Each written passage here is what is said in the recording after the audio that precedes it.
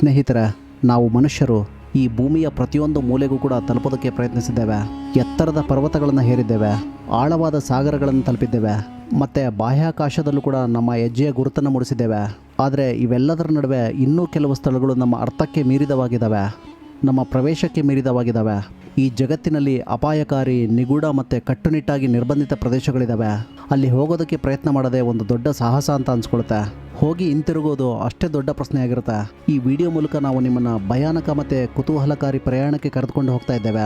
ಮಾನವರು ಹೋಗುವುದಕ್ಕೆ ಸಾಧ್ಯವಿಲ್ಲದ ಅತಿ ನಿಗೂಢ ಸ್ಥಳಗಳತ್ತ ಒಂದು ಇಣುಕು ನೋಟವನ್ನು ಈ ವಿಡಿಯೋ ಮೂಲಕ ಮಾಡೋಣ. ಈ ವಿಡಿಯೋದಲ್ಲಿ ಮಾಡಿರೋ ಪ್ರತಿಯೊಂದು ಸ್ಥಳಗಳು ಕೂಡ ತುಂಬ ಆಸಕ್ತಿದಾಯಕವಾಗಿದ್ದಾವೆ. ತಪ್ಪದೆ ಕಡೆಯವರೆಗೂ ನೋಡೋದನ್ನು ಮರಿಬೇಡಿ. ಅದಕ್ಕೂ ಮೊದಲು ನೀವು ನಮ್ಮ ಸುತ್ತಮುತ್ತಲು ಯೂಟ್ಯೂಬ್ ಚಾನಲ್ಗೆ ಸಬ್ಸ್ಕ್ರೈಬ್ ಆಗದೆ ಹೋದರೆ ಸಬ್ಸ್ಕ್ರೈಬ್ ಆಗಿ. ಈ ವಿಡಿಯೋ ಇಷ್ಟ ಆದರೆ ಲೈಕ್ ಮತ್ತು ಶೇರ್ ಮಾಡೋದನ್ನು ಮರಿಬೇಡಿ.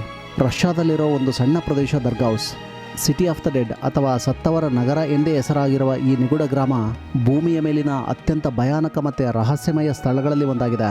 ಕಾಕಸಸ್ ಪರ್ವತಗಳ ನಡುವೆ ಅಡಗಿರುವ ಈ ಸ್ಥಳ ಒಂದು ಸಾಮಾನ್ಯ ಗ್ರಾಮವಲ್ಲ.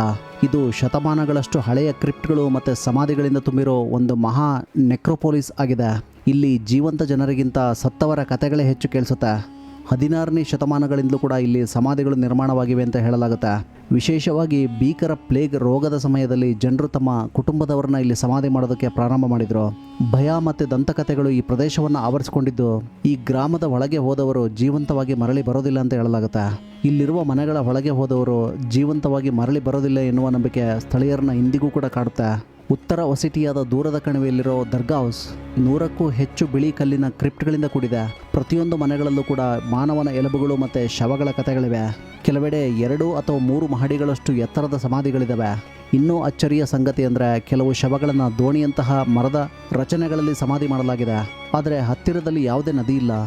ಅವರು ಆತ್ಮ ಪರಲೋಕಕ್ಕೆ ಹೋಗೋದಕ್ಕೆ ನದಿಯನ್ನು ದಾಟಬೇಕು ಅಂತ ಅವರ ಪ್ರಾಚೀನ ನಂಬಿಕೆಗಳು ವಿಚಿತ್ರವಾಗಿತ್ತು. ಸಮಾಧಿಗಳ ಮುಂದೆ ಇರೋ ಬಾವಿಗಳಲ್ಲಿ ನಾಣ್ಯಗಳನ್ನು ಬಿಸಾಡೋ ಸಂಪ್ರದಾಯ ಇತ್ತು. ಆ ನಾಣ್ಯ ಕಲ್ಲಿಗೆ ತಾಕಿದರೆ ಆತ್ಮ ಸ್ವರ್ಗಕ್ಕೆ ತಲುಪಿದೆ ಅಂತ ಅವ್ರು ನಂಬ್ತಾ ಇದ್ರು. ಈ ಎಲ್ಲ ರಹಸ್ಯಗಳು ಮತ್ತು ಭಯಾನಕ ಕಥೆಗಳ ನಡುವೆ ದರ್ಗಾವ್ಸ್ ಇಂದಿಗೂ ಕೂಡ ಒಂದು ಪ್ರಶ್ನೆಯಾಗೇ ಉಳಿದಿದೆ. ಯಾಕೆ ಅಂದರೆ ಇದು ಕೇವಲ ಸಮಾಧಿಗಳ ಊರ ಅಥವಾ ಇನ್ನೂ ಅನಾವರಣವಾಗದ ರಹಸ್ಯಗಳ ನಗರವೇ ಅನ್ನೋದು ಪತ್ತೆಯಾಗಿಲ್ಲ. ಈ ಎಲ್ಲ ಕಾರಣಗಳಿಂದಾಗಿ ಈ ದರ್ಗಾವ್ಸ್ ಅಥವಾ ಸಿಟಿ ಆಫ್ ದ ಡೆಡ್ ಇನ್ನೂ ನಿಗೂಢ ಗ್ರಾಮವಾಗಿ ಉಳ್ಕೊಂಡಿದೆ. ಇಂದಿಗೂ ಕೂಡ ಈ ಗ್ರಾಮಕ್ಕೆ ಯಾರೂ ರಾತ್ರಿ ಹೋಗೋದಿಲ್ಲ. ಹೋದವರು ವಾಪಸ್ ಬರ್ತಾರೆ ಎನ್ನುವ ನಂಬಿಕೆಯೂ ಇಲ್ಲ. ಜಪಾನ್ನಲ್ಲಿ ಸುಯಿಸೈಡ್ ಫಾರೆಸ್ಟ್ ಎಂದೇ ಹೆಸರಾಗಿರುವ ಒಂದು ಅವೋಕಿಗಹಾರ ಫಾರೆಸ್ಟ್ ಇದೆ. ಇದು ಜಗತ್ತಿನ ಅತ್ಯಂತ ನಿಗೂಢ ಮತ್ತು ಭಯಾನಕ ಪ್ರದೇಶಗಳಲ್ಲಿ ಒಂದಾಗಿದೆ.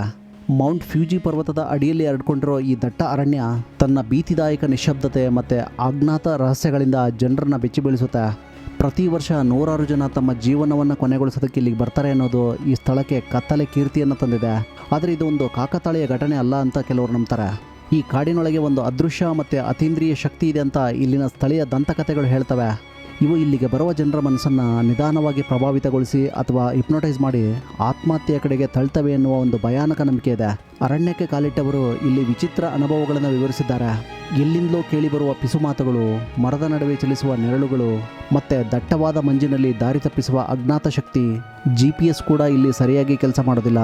ಈ ಎಲ್ಲ ವರದಿಗಳು ಈ ರಹಸ್ಯವನ್ನು ಮತ್ತಷ್ಟು ಗಾಢಗೊಳಿಸುತ್ತವೆ. ಇಲ್ಲಿ ಪ್ರವಾಸಿ ಗೈಡ್ಲೈನಲ್ಲೂ ಕೂಡ ಅರಣ್ಯದ ಒಳಭಾಗಕ್ಕೆ ಹೆಚ್ಚು ದೂರ ಹೋಗಬೇಡಿ ಎನ್ನುವ ಕಟ್ಟುನಿಟ್ಟಿನ ಎಚ್ಚರಿಕೆಯನ್ನು ನೀಡಲಾಗುತ್ತೆ. ಈ ಅರಣ್ಯದ ಒಳಗೆ ಒಮ್ಮೆ ಹೋದರೆ ಹಿಂತಿರುಗೋದು ಕಷ್ಟವಾಗ್ಬೋದು. ವಿಜ್ಞಾನಿಗಳ ಪ್ರಕಾರ ಈ ಪ್ರದೇಶದ ಕಾಂತೀಯ ಅಂಶಗಳು ಮತ್ತು ಅಸಾಮಾನ್ಯ ಭೂಗರ್ಭಿಕ ರಚನೆಗಳು ಮಾನಸಿಕ ಸ್ಥಿತಿಯ ಮೇಲೆ ಪರಿಣಾಮವನ್ನು ಬೀರುತ್ತೆ. ಆದರೆ ಸ್ಥಳೀಯರು ಇದನ್ನು ಶಾಪಗ್ರಸ್ತ ಆತ್ಮಗಳ ಮತ್ತು ದೆವ್ವಗಳ ವಾಸಸ್ಥಳ ಅಂತ ನಂಬ್ತಾರೆ. ಅಯೋಕಿಗಹರ ಕೇವಲ ಒಂದು ಕಾಡಲ್ಲ, ಅದು ಭಯ, ದುಃಖ, ಅಜ್ಞಾತ ಶಕ್ತಿಗಳಿಂದ ಕೂಡಿದ ಒಂದು ಗೂಢಲೋಕ. ಇಂದಿಗೂ ಕೂಡ ಇದರ ರಹಸ್ಯ ಸಂಪೂರ್ಣವಾಗಿ ಬಗೆಹರಿಯದೇ ಉಳಿದಿದೆ. ಏಲಿಯನ್ಗಳ ರಹಸ್ಯ ನೆಲೆ. ಈ ಪದ ಕೇಳ್ತಿದ್ದಂತೆ ಜಗತ್ತಿನ ಗಮನ ಸೆಳೆಯೋ ಒಂದು ಸ್ಥಳ ಅಂತಂದರೆ ಅದು ಏರಿಯಾ 51. ಯುನೈಟೆಡ್ ಸ್ಟೇಟ್ಸ್ನ ನವೇಡಾ ಡೆಸರ್ಟ್ ಮರುಭೂಮಿಯ ಆಳದಲ್ಲಿ ಅಡಗಿರುವ ಈ ಅತ್ಯಂತ ರಹಸ್ಯಮಯ ಮಿಲಿಟರಿ ನೆಲೆ ದಶಕಗಳಿಂದ ಏಲಿಯನ್ಗಳು, UFOಗಳು ಮತ್ತು ಅಜ್ಞಾತ ತಂತ್ರಜ್ಞಾನಗಳ ಕಥೆಗಳ ಕೇಂದ್ರ ಬಿಂದುವಾಗಿದೆ. ಇಲ್ಲಿ ಅನ್ಯಲೋಕದ ಜೀವಿಗಳ ದೇಹಗಳು ಮತ್ತು ಅವರ ಬಾಹ್ಯಾಕಾಶ ನೌಕೆಗಳನ್ನು ಸಂಶೋಧಿಸಲಾಗುತ್ತಿದೆ ಎನ್ನುವ ಮಾತುಗಳು ಜನರಲ್ಲಿ ಭಾರಿ ಕುತೂಹಲವನ್ನು ಹುಟ್ಟಿಸಿವೆ. ಈ ರಹಸ್ಯಗಳಿಗೆ ಬೆಂಕಿ ಹಚ್ಚಿದ ಒಂದು ಘಟನೆ ಅಂದರೆ ರೋಸ್ವೆಲ್ ಇನ್ಸಿಡೆಂಟ್. 1947ರಲ್ಲಿ ಸಂಭವಿಸಿದ ಈ ಘಟನೆಗೆ ಅಮೆರಿಕ ಸರ್ಕಾರ ಹವಾಮಾನ ಬಲೂನ್ ಎನ್ನುವ ಸ್ಪಷ್ಟನೆ ನೀಡಿದರೂ ಕೂಡ ಹಲವರು ಇದನ್ನು ಏಲಿಯನ್ ಬಾಹ್ಯಾಕಾಶ ನೌಕೆಯ ಅವಶೇಷ ಅಂತ ನಂಬ್ತಾರೆ. ಆ ನೌಕೆಯನ್ನು ರಹಸ್ಯವಾಗಿ ಏರಿಯಾ 51ಗೆ ತರಲಾಯಿತು ಎಂಬ ಸಂಚಲನಕಾರಿ ಕಥೆಗಳು ಇಂದಿಗೂ ಕೂಡ ಹರಿದಾಡ್ತಿದ್ದಾವೆ. ಇಲ್ಲಿ ಸೆಕ್ಯೂರಿಟಿ ಕೂಡ ಅಷ್ಟೇ ಕಠಿಣವಾಗಿದೆ. ಯಾರಾದರೂ ಅನಧಿಕೃತವಾಗಿ ಹತ್ತಿರ ಬಂದರೆ ತಕ್ಷಣವೇ ಎಚ್ಚರಿಕೆಯನ್ನು ಕೊಡಲಾಗುತ್ತೆ.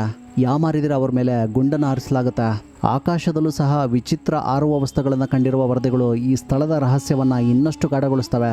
ಆದರೆ ಮುಖ್ಯವಾದ ಪ್ರಶ್ನೆ ಅಂದರೆ, ಇಲ್ಲಿ ನಿಜವಾಗಿಯೂ ಏಲಿಯನ್ಗಳ ಅಧ್ಯಯನ ನಡೀತಿದೆಯಾ ಅಥವಾ ಇದು ಕೇವಲ ಅತಿ ರಹಸ್ಯ ಸೈನಿಕ ತಂತ್ರಜ್ಞಾನವನ್ನು ಪರೀಕ್ಷಿಸುವ ಕೇಂದ್ರವೋ ಇನ್ನೂ ಯಾರಿಗೂ ಗೊತ್ತಿಲ್ಲ. ಕೆಲವರು ಇದನ್ನು ಜಗತ್ತನ್ನು ತಪ್ಪುದಾರಿಗೆಳೆಯುವ ಒಂದು ದೊಡ್ಡ ಭ್ರಮೆ ಅಂತ ನಂಬ್ತಾರೆ.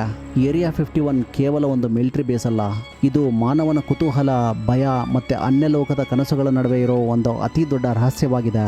ಡಾರ್ಕ್ ಎನರ್ಜಿ ಟೆಂಪಲ್ ಈ ಹೆಸರನ್ನು ಕೇಳುತ್ತಲೇ ರೋಮಾಂಚನ ಮೂಡಿಸೋ ಒಂದು ನಿಗೂಢ ಕತೆ ನಮ್ಮ ಕಣ್ಮುಂದೆ ಬರುತ್ತೆ. ಮಾನವನ ಕಲ್ಪನೆ ಮತ್ತು ಭಯದ ಗಡಿಯನ್ನು ದಾಟುತ್ತೆ. ದೂರದ ಹಿಮಾಲಯದ ಪರ್ವತದ ಆಳದಲ್ಲಿ ಎಲ್ಲೋ ಅಡಗಿದೆ ಎಂದು ಹೇಳಲಾಗುವ ಒಂದು ದೇವಾಲಯದ ನಿಖರ ಸ್ಥಳವನ್ನು ಇಂದಿಗೂ ಕೂಡ ಯಾರೂ ಕಂಡುಹಿಡಲಿಕ್ಕಾಗಿಲ್ಲ. ಕೆಲವರ ಪ್ರಕಾರ ಸಾವಿರಾರು ವರ್ಷಗಳ ಹಿಂದೆ ಅಪರಿಚಿತ ಶಕ್ತಿಯಿಂದ ನಿರ್ಮಿತವಾದ ಈ ದೇವಾಲಯ ಸಾಮಾನ್ಯ ಭೌತಿಕ ನಿಯಮಗಳಿಗೆ ಒಳಪಟ್ಟಿಲ್ಲ.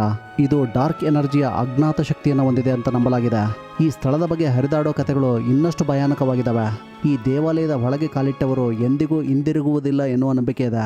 ಇದು ವಿಶ್ವದ ಅತ್ಯಂತ ಅಪಾಯಕಾರಿ ಮತ್ತು ನಿಗೂಢ ಸ್ಥಳಗಳಲ್ಲಿ ಒಂದಾಗಿದೆ. ಕೆಲವರು ಇದನ್ನು ಇನ್ನೊಂದು ಡೈಮೆನ್ಷನ್ಗೆ ದಾರಿಯಾದ ಒಂದು ದ್ವಾರ ಅಂತ ವರ್ಣಿಸ್ತಾರೆ. ಇದರ ಒಳಗೆ ಹೋದರೆ ಮಾನವರು ನಮ್ಮ ಲೋಕಕ್ಕೆ ಮರಳೋಕೆ ಸಾಧ್ಯವೇ ಇಲ್ಲ ಅಂತ ಹೇಳ್ತಾರೆ. ಅನೇಕ ಸನ್ಯಾಸಿಗಳು ಮತ್ತು ಸಾಹಸಿ ಸಂಶೋಧಕರು ಈ ದೇವಾಲಯವನ್ನು ಹುಡುಕೋದಕ್ಕೆ ಪ್ರಯತ್ನ ಮಾಡಿದ್ದಾರೆ. ಆದರೆ ಕೆಲವರು ಕಣ್ಮರೆಯಾಗಿದ್ದಾರೆ. ಇನ್ನೂ ಕೆಲವರು ವಿಚಿತ್ರ ಮಾನಸಿಕ ಸ್ಥಿತಿಯಲ್ಲಿ ಹಿಂದಿರುಗಿದ್ದಾರೆ. ಇದು ಈ ದೇವಾಲಯದ ರಹಸ್ಯವನ್ನು ಮತ್ತಷ್ಟು ಗಾಢಗೊಳಿಸುತ್ತೆ. ವಿಜ್ಞಾನದ ದೃಷ್ಟಿಯಿಂದ ನೋಡೋದಾದರೆ ಈ ಡಾರ್ಕ್ ಎನರ್ಜಿ ಅನ್ನೋದು ವಿಶ್ವದ ವಿಸ್ತರಣೆಯನ್ನು ಚಾಲನೆ ಮಾಡೋ ಒಂದು ಅಜ್ಞಾತ ಶಕ್ತಿಯಾಗಿದೆ. ಆದರೆ ಅದನ್ನು ಭೂಮಿಯ ಮೇಲೆ ಒಂದು ದೇವಾಲಯದ ರೂಪದಲ್ಲಿ ಸಂಪರ್ಕಿಸೋದು ಯಾವುದೇ ಒಂದು ಸಾಬೀತಿಲ್ಲದ ಕಲ್ಪನೆಯಾಗಿದೆ. ಇಲ್ಲಿನ ಸ್ಥಳೀಯ ಪುರಾಣಗಳು ಮತ್ತು ಅನೇಕ ಅನುಮಾನಾಸ್ಪದ ಘಟನೆಗಳು ಈ ಸ್ಥಳದ ಕುತೂಹಲವನ್ನು ಜೀವಂತವಾಗಿರಿಸಿವೆ. ಈ ಡಾರ್ಕ್ ಎನರ್ಜಿ ದೇವಾಲಯ ಇಂದಿಗೂ ಕೂಡ ಉತ್ತರಿಸದ ಪ್ರಶ್ನೆಯಾಗಿ ಉಳಿದಿದೆ. ವಿಶ್ವದ ಅತ್ಯಂತ ಗೌಪ್ಯ ಗ್ರಂಥಾಲಯ ಈ ಪದಗಳನ್ನು ಕೇಳ್ತಿದ್ದಾಗೆ ಮನಸ್ಸಿಗೆ ಬರೋ ಸ್ಥಳವೇ ವ್ಯಾಟಿಕನ್ ಸೀಕ್ರೆಟ್ ಆರ್ಕೈವ್ಸ್.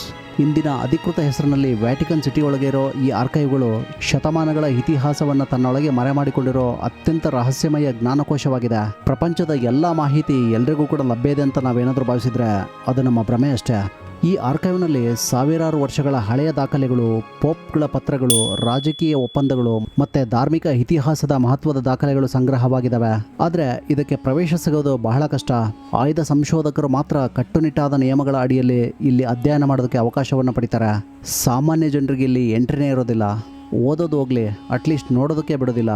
ಈ ರಹಸ್ಯ ಗ್ರಂಥಾಲಯದ ಸುತ್ತ ಅನೇಕ ಕುತೂಹಲಕಾರಿ ಕಥೆಗಳು ಹರಿದಾಡ್ತವೆ. ಕೆಲವರು ಹೇಳುವಂತೆ ಇಲ್ಲಿ ಜೀಸಸ್ ಕ್ರೈಸ್ಟ್ ಅವರ ಜೀವನದ ಬಗ್ಗೆ ಸಾಮಾನ್ಯವಾಗಿ ತಿಳಿದಿರೋದಕ್ಕಿಂತ ಬೇರೆ ರೀತಿಯ ದಾಖಲೆಗಳಿದ್ದಾವೆ. ಇನ್ನು ಕೆಲವರು ಇಲ್ಲಿ ಏಲಿಯನ್ಗಳು ಮತ್ತು ಅಜ್ಞಾತ ಜೀವಿಗಳ ಬಗ್ಗೆ ಮಾಹಿತಿ ಇದೆ ಅಂತ ನಂಬ್ತಾರೆ. ಆದರೆ ಈ ಗ್ರಂಥಾಲಯದ ಬಗ್ಗೆ ಯಾರು ಏನೇ ಹೇಳಿದರೂ ಕೂಡ ಅದು ಊಹಾಪೋಹ ಅಷ್ಟೇ. ವಾಸ್ತವವಾಗಿ ವ್ಯಾಟಿಕನ್ ಆರ್ಕೈವ್ನಲ್ಲಿ ನಿಜವಾಗಿಯೂ ಜಗತ್ತನ್ನು ಬದಲಾಯಿಸೋ ಸತ್ಯಗಳು ಅಡಗಿದವ ಅಥವಾ ಇದು ಕೇವಲ ಇತಿಹಾಸವನ್ನು ಕಾಪಾಡೋ ಒಂದು ಭದ್ರ ಭಂಡಾರವೇ? ಈ ಪ್ರಶ್ನೆಗೆ ಉತ್ತರ ಇನ್ನೂ ಈ ಮುಚ್ಚಿದ ಬಾಗಿಲಿನ ಹಿಂದೆಯೇ ಉಳಿದಿದೆ.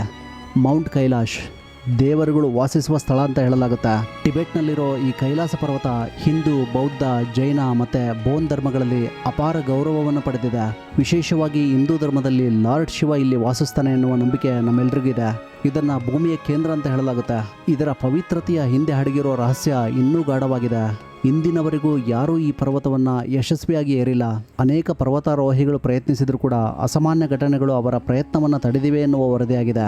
ಇಲ್ಲಿ ಕೆಲವರು ವಿಚಿತ್ರವಾಗಿ ಹೊಳೆಯುವ ಬೆಳಕನ್ನು ನೋಡಿದ್ದಾರೆ. ಇನ್ನು ಕೆಲವರು ಅರ್ಥವಾಗದ ಶಬ್ದಗಳನ್ನು ಕೇಳಿದ್ದಾರೆಂದು ಹೇಳಿದ್ದಾರೆ.